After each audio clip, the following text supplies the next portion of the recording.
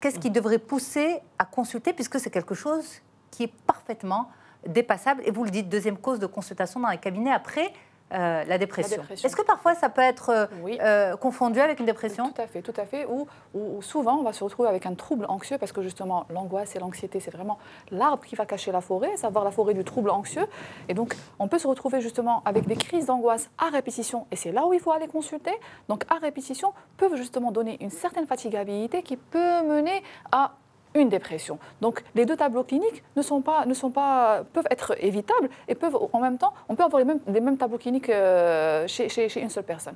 Maintenant, encore une fois, quand on parle de crise d'angoisse ou de troubles anxieux, de manière générale, bien sûr, on a enlevé tout ce qui est organique. Bien sûr, la personne est partie consulter un médecin généraliste, est partie faire justement toutes les analyses possibles, a enlevé tout d'autres de carences, tout d'autres de cardiopathie, etc. Et c'est ce qui nous permettra justement de mieux orienter la prise en charge. Donc oui, c'est quelque chose qu'on est tous peut-être amenés à vivre à un moment donné, mais encore une fois, il faut comprendre qu'il y a quelque chose dans mon environnement, je suis dans un vécu, dans une réalité qui fait que mon corps va me manifester qu'il y a quelque chose qui ne va pas. Soit ça va être la naissance d'un enfant, soit ça va être un stress aigu pendant un bon moment, justement au niveau de ma sphère professionnelle. Mais en tout cas, mon corps va me manifester qu'il y a des choses qui ne vont pas bien et me demander justement un entretien, va me demander justement de m'arrêter pour trouver des solutions à ce qui ne va pas.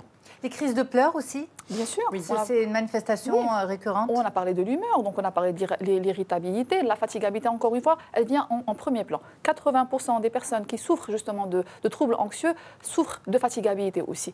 Ça veut dire constamment fatigué? Constamment fatigué, parce qu'il ne faut pas oublier encore une fois que vous avez un taux d'adrénaline et de cortisol extrêmement élevé dans le sang. Vous n'avez ni combattu le danger, ni justement... Parce que normalement, voilà, justement, normalement pour combattre le danger, pour libérer toutes ces hormones...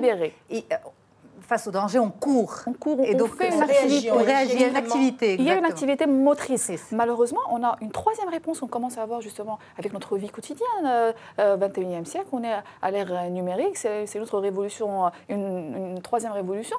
Donc, on se retrouve justement, non pas avec des réponses où l'être humain va combattre ou fuir, on se retrouve avec une dernière réponse, c'est la paralysie. Où la personne, justement, elle est comme anesthésiée face aux différentes difficultés qui l'entourent. Et donc, à ne pas savoir quoi faire, quoi qu'il en soit, vous avez envoyé justement à votre cerveau la perception ou l'information qu'il y a une menace. De toutes les manières, il restera toujours tributaire de ce que vous allez lui envoyer comme information. Et il restera aussi tributaire de la petite voix que vous avez au fond de vous, qui lui permettra de dire « oui, là c'est justifié, que j'angoisse, là c'est pas justifié justement que j'ai forcément peur ». Mais comme justement, toutes ces manifestations vont faire que je vais m'emballer, que mon cœur justement est en train justement de battre, je commence à me dire « est-ce que je ne fais pas une crise cardiaque ?» Là, je pense, je suis dans un vécu réel. Ça ne peut pas être que psychologique. Et pourtant, vous avez fait le tour des médecins et vous vous rendez compte à un certain moment que oui, ça peut être psychologique. Et quand on dit psychologique, c'est qu'il y a un traitement aussi.